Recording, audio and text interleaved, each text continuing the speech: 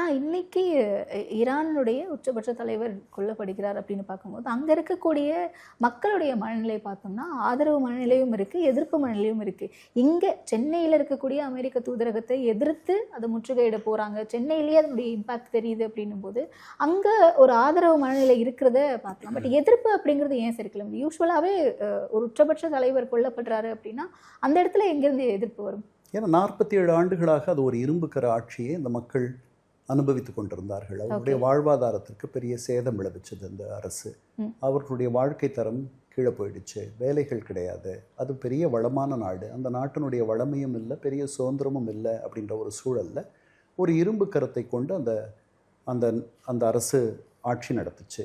கொஞ்ச நாள் முன்னாடி நடந்த இது எதிர்ப்பு இப்போ எத்தனை பேரை அவங்களே 3000 பேருக்கு மேலே நாங்கள் கொண்டுட்டோம் அப்படின்னு சொன்னாங்க.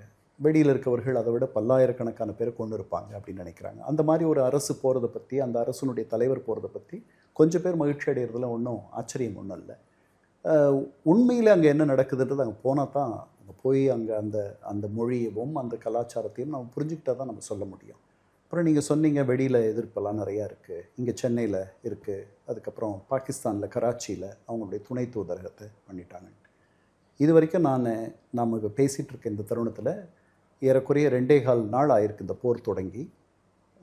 அரபு நாடுகளில் இந்த மாதிரி எதிர்ப்பு குரல் எழுந்திருக்கிறதா நான் பார்க்கல. அதுக்காக எதிர்ப்பு இல்லை அப்படின்ட்டு அர்த்தம் கிடையாது. ஓகே, அது ஒரு அடிநாதமாக இருக்கலாம், நமக்கு தெரியல, இடங்களில் மட்டும் அது இருக்கலாம். ஓகே, ஆனால் அவர்களுக்கு, அதாவது இந்த இஸ்லாமிய உலகத்தில் அவர்கள் ஒரு இக்கட்டான சூழலில் இருக்கிறார்கள். ஒரு பக்கம் அமெரிக்கா மேலே அவங்களுக்கு ஒன்றும் பெரிய ஒரு பிரியமோ பெரிய நேசம் அதெல்லாம் கிடையாது. ஒரு அவசியத்தினால அமெரிக்காவினுடைய துணையை அவங்க நாடுறாங்க. இன்னொரு பக்கம் ஈரான் மீதும் அவர்களுக்கு நிறைய வருத்தம் இருக்குது. ஈரான் ஒரு அந்த ஷியா சன்னி பிரிவு அவர்களை அந்த மாதிரி அவங்கள பார்க்க வைக்குது.